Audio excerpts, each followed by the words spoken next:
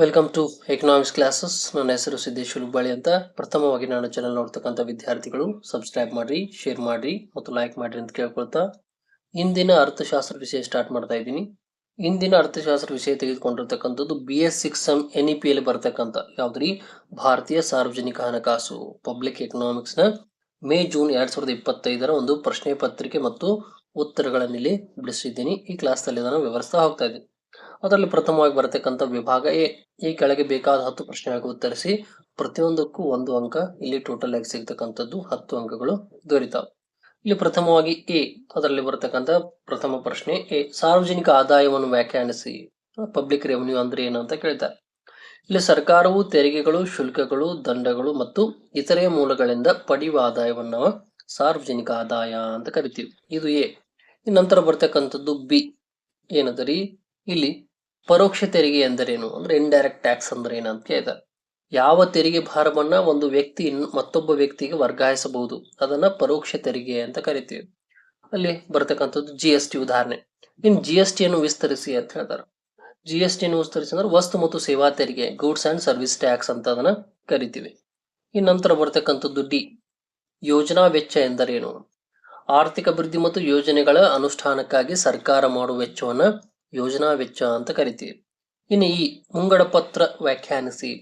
ಸರ್ಕಾರದ ನಿರ್ದಿಷ್ಟ ಅವಧಿಗಾಗಿ ಅಂದ್ರೆ ಸಾಮಾನ್ಯ 1 ವರ್ಷದ ಆದಾಯ ಮತ್ತು ವೆಚ್ಚದ ಅಂದಾಜಿನ ಲೆಕ್ಕಪತ್ರವನ್ನು ನಾವಿಲ್ಲಿ ಬಜೆಟ್ ಅಥವಾ ಮುಂಗಡ ಪತ್ರ ಅಂತ ಕರಿತೀವಿ.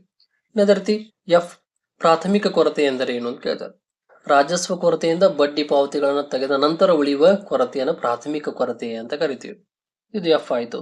ನಂತರ ಬರ್ತಕ್ಕಂಥದ್ದು ಜಿ, ಹಣಕಾಸು ನೀತಿಯ ಯಾವುದಾದ್ರೂ 2 ಉದ್ದೇಶಗಳನ್ನು ಹೇಳಿರಿ ಅಂತ ಹೇಳ್ತಾರೆ. ಬೆಲೆ ಸ್ಥಿರತೆಯನ್ನು ಸಾಧಿಸುವುದು, ಆರ್ಥಿಕ ಬೆಳವಣಿಗೆಗೆ ಉತ್ತೇಜನವನ್ನು ನೀಡತಕ್ಕಂಥದ್ದು. ಇನ್ನು ಸಾಲ ನಿಯಂತ್ರಣ ಎಂದರೇನು ಅಂದ್ರೆ ಬ್ಯಾಂಕುಗಳು ಮತ್ತು ಕೇಂದ್ರ ಬ್ಯಾಂಕುಗಳು ಆರ್ಥಿಕತೆಯಲ್ಲಿ ಸಾಲದ ಪ್ರಮಾಣವನ್ನು ನಿಯಂತ್ರಿಸುವ ಕ್ರಮವನ್ನು ಸಾಲ ನಿಯಂತ್ರಣ ಅಂತ ಕರಿತೀವಿ.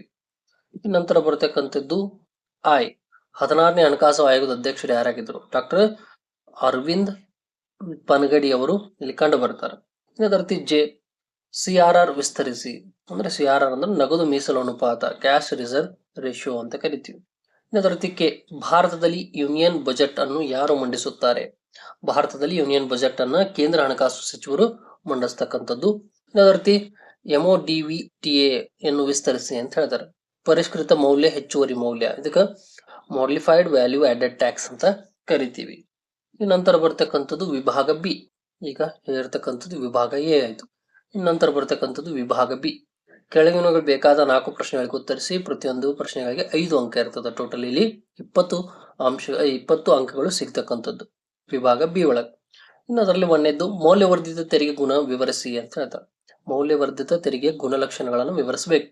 ಇಲ್ಲಿ ತೆರಿಗೆ ಸಂಗ್ರಹಣೆ ಸುಲಭವಾಗಿರ್ತದೆ, ಅತ್ಯುತ್ತಮವಾಗಿ ಸಂಗ್ರಹಿಸತಕ್ಕಂತ ಒಂದು ಪ್ರಮಾಣವಾಗಿರ್ತದೆ. ಉದ್ಯಮ ಸಂಸ್ಥೆಯ ದಕ್ಷತೆ ಸುಧಾರಣೆ, ಕಂಪನಿ ತೆರಿಗೆಗೆ ಉತ್ತಮವಾದ ಬದಲಿ ವ್ಯವಸ್ಥೆ ಆಗಿರ್ತದೆ, ರಫ್ತುಗಳ ಹೆಚ್ಚಳಕ್ಕೆ ಪ್ರೋತ್ಸಾಹ ದೊರೀತಕ್ಕಂಥದ್ದು. ಇವೆಲ್ಲ ಏನ್ರಿ ಮೌಲ್ಯವರ್ಧಿತ ತೆರಿಗೆಯ ಗುಣಗಳು ಕಂಡು ಬರ್ತಕ್ಕಂಥವು. ನಂತರ ಬರ್ತಕ್ಕಂಥದ್ದು ಸರಕು ಮತ್ತು ಸೇವಾ ತೆರಿಗೆ ಕುರಿತು ಟಿಪ್ಪಣಿ ಬರೆಯಿರಿ ಅಂತ ಹೇಳ್ತಾರೆ.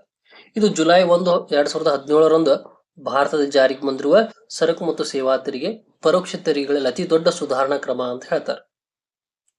ದೇಶದಾದ್ಯಂತ ಏಕರೂಪದ ಪರೋಕ್ಷ ತೆರಿಗೆ ಹೊಂದಬೇಕೆಂಬ ಹೆಬ್ಬಯಕೆಯಿಂದ ಬದ್ಧವಾಗಿ 29 ರಾಜ್ಯಗಳು ಮತ್ತು ಕೇಂದ್ರದ ನಡುವೆ ಒಮ್ಮತದ ಅಭಿಪ್ರಾಯ ಮೂಡಿಸುವ ಮೂಲಕ ಈ ತೆರಿಗೆ ವ್ಯವಸ್ಥೆಯನ್ನು ಅನುಷ್ಠಾನಗೊಳಿಸಲಾಯಿತು. GST ಒಂದು ಪರೋಕ್ಷ ತೆರಿಗೆ ಆಗಿದ್ದು ದೇಶದಾದ್ಯಂತ ಇದು ವಿವಿಧ ತೆರಿಗೆಗಳನ್ನು ಒಂದೇ ವ್ಯವಸ್ಥೆಯಲ್ಲಿ ಸೇರಿಸ್ತದ.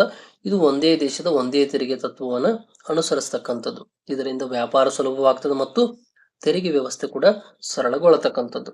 ಇನ್ನು ಅದರದೇ ಆದಂತಹ ಪ್ರಮುಖ ಒಂದಿಷ್ಟು ಲಕ್ಷಣಗಳು ಕೂಡ ಅದಾವ. ಹಲವು ತೆರಿಗೆಗಳನ್ನು ಅಂತರ್ಗತಗೊಳಿಸ್ತದೆ.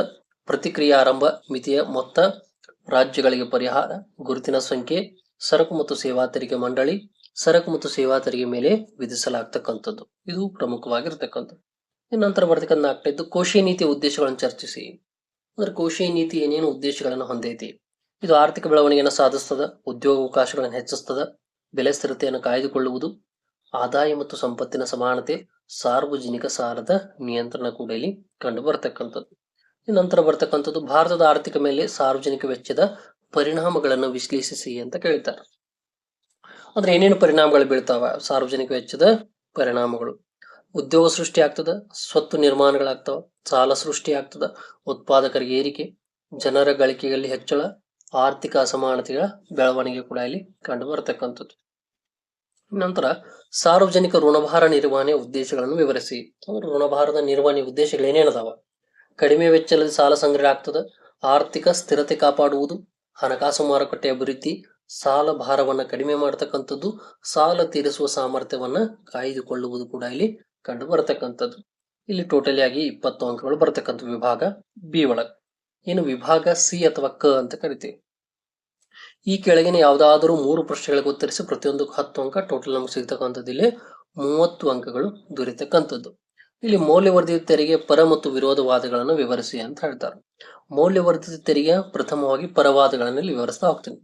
ಕಡಿಮೆ ದರದಲ್ಲಿ ಹೆಚ್ಚಿನ ಸಂಪನ್ಮೂಲಗಳು ಕಂಡು ಬರ್ತಾವ, ಹೆಚ್ಚು ವ್ಯಾಪಕವಾಗೈತಿ, ತಾರತಮ್ಯ ಇಲ್ಲದಿರುವಿಕೆ, ದಕ್ಷತೆ ವೃದ್ಧಿ, ಸುಲಭ ನಿರ್ವಹಣೆ, ತೆರಿಗೆಯನ್ನು ತಪ್ಪಿಸಿಕೊಳ್ಳುವಿಕೆ ಕಷ್ಟಕರ, ಇನ್ನು ಸಣ್ಣ ಉದ್ಯಮಿಗಳಿಗೆ ಇದು ಉತ್ತೇಜನಕಾರಿಯಾಗಿ ಕಂಡು ಬರತಕ್ಕಂಥದ್ದು. ಇವೆಲ್ಲ ಬರತಕ್ಕಂಥದ್ದು ಏನ್ರಿ ಪರವಾದಗಳು. ಇನ್ನು ವಿರುದ್ಧವಾದಗಳನ್ನು ತೆಗೆದುಕೊಂಡ್ರೆ ತೆರಿಗೆ ವಿನಾಯಿತಿ ಕಷ್ಟಕರ, ಹೆಚ್ಚಿನ ಬೆಲೆ ಪಾವತಿ, ಸಂಪನ್ಮೂಲಗಳ ಸಂಗ್ರಹಣೆ ಕಡಿಮೆಗೊಳಿಸ್ತದ, ಪ್ರಾಯೋಗಿಕ ತೊಂದರೆ, ಆರೋಹಿತವಾಗಿ ಕಂಡು ಬರತಕ್ಕಂಥದ್ದು, ಆರೋಹಿ ಅಂತ ಕರಿತೀವಿ.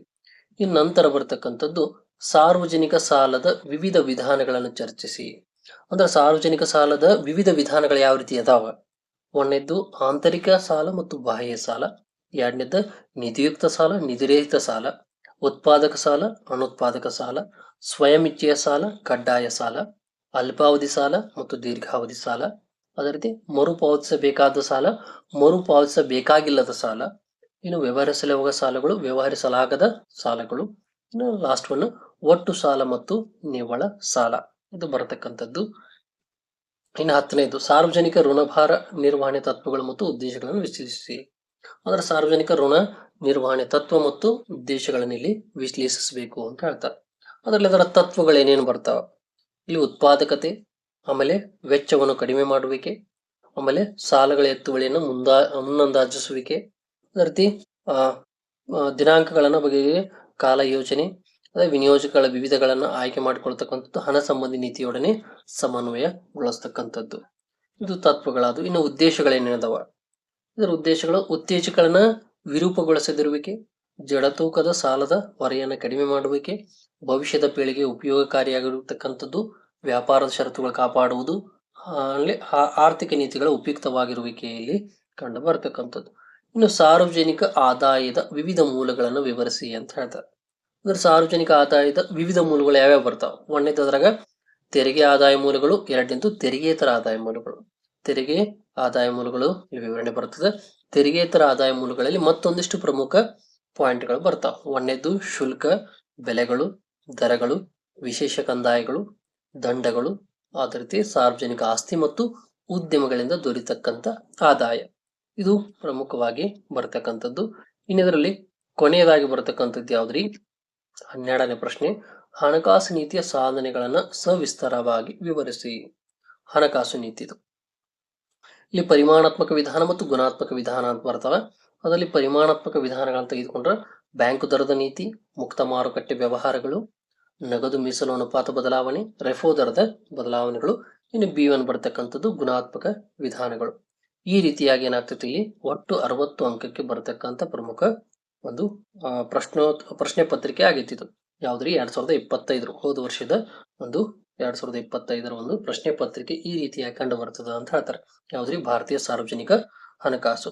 ಈ ರೀತಿಯಾಗಿ ನಾ ಕೊಟ್ಟಂತ ಮಾಹಿತಿ ನಿಮಗೆ ಮುಂದಿನ ಬರ್ತಕ್ಕಂಥ ಎಕ್ಸಾಮ್ಗೆ ಉಪಯುಕ್ತ ಆಗ್ತದ ಅಂತ ಹೇಳ್ತಾ ನನ್ನ ವಿಷಯವನ್ನು ಇಲ್ಲಿಗೆ ಮುಕ್ತಾಯಗೊಳಿಸ್ತಾ ಇದ್ದೀನಿ. ಎಲ್ಲರಿಗೂ ಧನ್ಯವಾದಗಳು.